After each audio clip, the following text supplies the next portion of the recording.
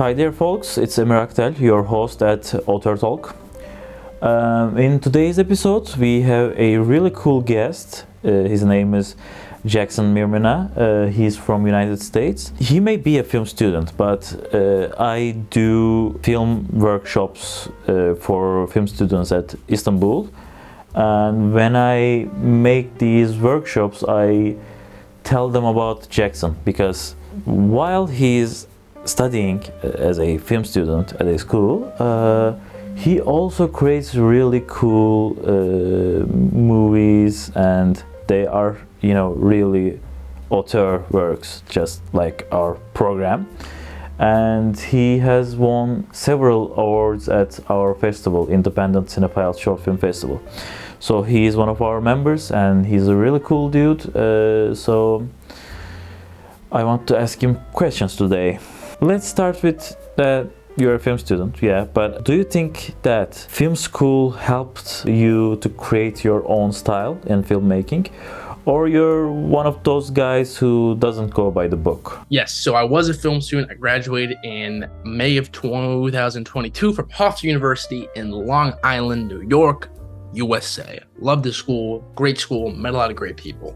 Film school definitely did help me on my journey as making movies. It made me learn a lot. It made me it gave me the tools to do that. It gave me the cameras, the lights, the teachers to kind of put me on that path. I think, however, if you go to film school, and it's not for everybody, you don't need to. Like, I'm from Connecticut in the USA, so I'm in a place where the film industry is nil. There's nothing here. So I kind of had to go to like New York and just test it out, see the waters, and learn more. Because I couldn't get on a set here. There's no sets here. This is in LA. This is in New York. In a case, yeah, I think film school is great for learning, but I don't think you should follow what professors say to the T. Just because no one says that they know everything.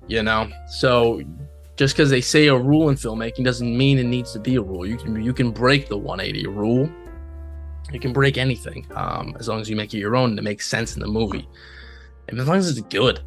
There were a couple times where I definitely chose my own way. Teacher would say, all right, here's your project. I would say, hey, can I do this? And they'd say no. And I'd say, all right. And then I do it anyway. And sometimes they would be impressed.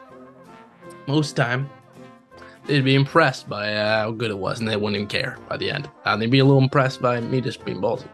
I personally love greaseballs because it catches that, Italian gangster mobs vibe. But it really makes fun of it too, and it's really funny. So I want to ask you that, how did you come up with that idea? Because I think you always start with writing characters. I want to learn, how do you go with this process? I just came up with the idea for Greaseballs because I've always loved Goodfellas and the Italian mob genre. I'm Italian myself, although Italian-American. None of us speak Italian, so we're kind of just white. And I know I wanted to make fun of it because if you boil it down, Goodfellas and the mob itself is just silly. It's a bunch of guys. It's a bunch of middle-aged guys, just playing pretend now. I mean, you think about the modern day. Back in the 70s, they were all cool. They had the cars, they had the money, but not anymore. I mean, who are they anymore? They're all on the ground. They're hiding like, I don't know, moles. Not sure if I can say that without getting whacked. But, and I came up with the idea just very slowly. I knew I wanted to make that, and it kind of developed the way everything develops for me, where I just pace around my room and do bits, and I kind of riff off myself and get into character. I'm just like, I'm pulling meatballs. What do you want? Just shit like that. Some sticks, some doesn't. And I put everything in my little notes app, my phone. I kind of see it add up. And then by the end, you kind of just put a string through it and pretend like you knew what you were doing all along. Yeah. And yeah, I wanted each character to have their own personalities, like Paulie Meatballs, Paulie Uncle Tony, Paulie the Pirate. And I want each one to stick out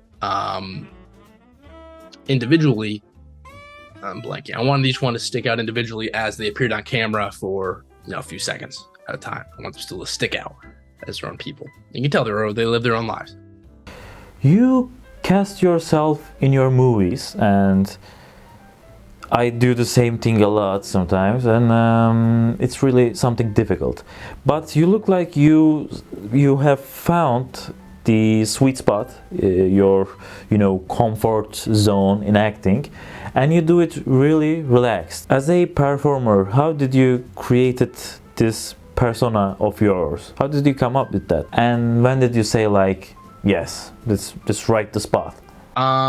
Yeah, I think I've just gotten, used to it over time. I started doing this back in high school when I was like 16. I'm 23 now. I've been doing this for almost, I think, 6 years now. But yeah, I've always loved doing it. Yeah, I used to make just sketches and little characters, but I call it laziness when I do like in actual films, because it's like, it's one less person I need to direct. And because I know I can know the lines, I know the beats I need to hit, I know what makes what funny. I don't need to explain it, and that makes my job easier as a director too. And it's even better when I have a DP that I trust, that I can just be like, all right, it's a look like this, and I can trust that they going for the look that I want, or that it looks good. Yeah, and I don't think I'll ever know, because every time I do film something with me, I look back at it, I'm like, oh God, I suck. What am I doing? Why did I say that there? Why does my voice sound like that there? But then you kind of learn to get used to it as I edit, and I'm like, all right, well, this doesn't suck. It sucks a little, but less. Yeah. Hopefully that answers your question. Your movie Real Criminals was completely original. For Real Criminals, I just want to make a heist movie. It was somewhat more based on a previous project I did called Director's Cut, which I made for my high school senior movie. This was college. Real Criminals was college senior movie. And I kind of wanted to update that and make it better, make it a little more mature, as I've matured over time. So I kind of like, high school wasn't that great. This one better, I think. But yeah, I want to make a heist movie because I love heist. I love that genre. And I kind of just wanted to make something, I don't know, just fun, upbeat. And in the fall, I wanted to see the fall colors. Plus, I think especially with Real Criminals, I was kind of going back and forth as I was trying to find locations for the bakery that we rob. I knew it needed to be a bakery just purely by the fact that I wanted to use the tagline, a scam artist robs a bakery, because that's funny. Rather than like, scam artist robs an ice cream shop or a candy store. Like, those are funny, but just hearing it doesn't hit as hard as bakery. With bakery, you can kind of already envision it. The sweet old lady on the counter, the bright colors, whatever. Yeah, just a fun little movie between friends, and it kind of inspired me by, my own thoughts on Hollywood at the time and kind of now, where it's going into it. What do you need to do to make a movie? It feels like you need to rob a bank, rob a bakery to make a movie, because it's so hard to get into it. And seemingly the only people who do get into it are, by nepotism and have sex with kids. I haven't been proven wrong yet. Every filmmaker has their own powerful side, like writing, acting, working with actors, maybe sound mixing, I don't know. What do you think your powerful side is? And I think it may be, creating characters, but I want to hear from you. And at the same time, while watching your movies, I realized that you have a really significant editing process. And I wonder, like, when you write a screenplay, do you add editing info in it, or maybe in storyboards? I don't know, because they don't look like that you come up with those in the editing room. They look like you have planned all along. I do not. I like to keep my scripts as petite as possible, just because I feel bad about myself if they're too long. And editing, I kind of just keep it in mind as I write or as I'm doing it. I kind of know, I can visualize it, and I know, all right, we're gonna cut to this then. And it's all with the story beats and the comedy beats, because obviously with movies it's visual. So I'm trying to keep the visual comedy up with the written comedy. because you could say the funniest thing in the world, but if it's not edited right, it sucks. So yeah, that's that answer. I believe that most of the short film filmmakers are, trying to make award-winning short films, just to prove themselves to producers to think like, yeah, we can make feature films. I don't like that. I do agree. I've been to film festivals, and you can tell that a lot of people, they want to make the tearjerkers. They want to make the films. They want to get the wreaths on the poster, which, I mean, that's good. I mean, if you want to do that, do it. It's your cup of tea. But for me, I just want to entertain people. I just want to have fun making it. I want as much as I want the audience to like it, I want the crew to have liked it while filming it, And, if you're not having fun while doing what you're doing, why do it? Especially in movies. This is such a non-essential, we're not doctors here. So if you're not enjoying it, what's the point? Yeah. So, I mean, I think you do need both, though, because I think if I had too many of what I do, it wouldn't be as special, If you had, 100 Jackson Mirminas making 100 real criminals, it gets saturated. So I think you do need that balance.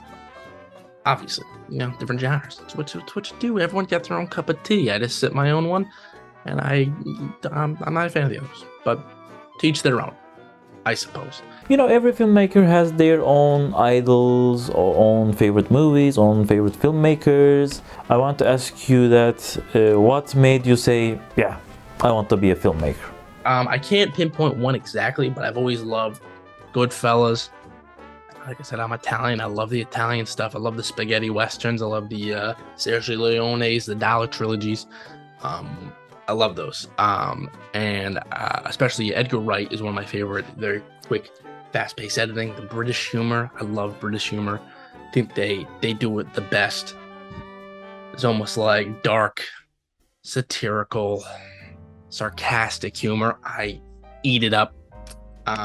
But yeah, I can't pinpoint one exactly that said I want to be a movie maker, but there were a few, and I think, it's just removing that stigma of, not even the stigma, just because I feel like when you're young and you watch these movies, when you watch movies in general, you kind of view them as like put these people on a pedestal, like, wow, how could they make a movie? How could they do that? How do they make Goodfellas? Oh my goodness. But then when you start actually doing it, you're like, well, this is possible with a lot of work and pain along the way. It's possible.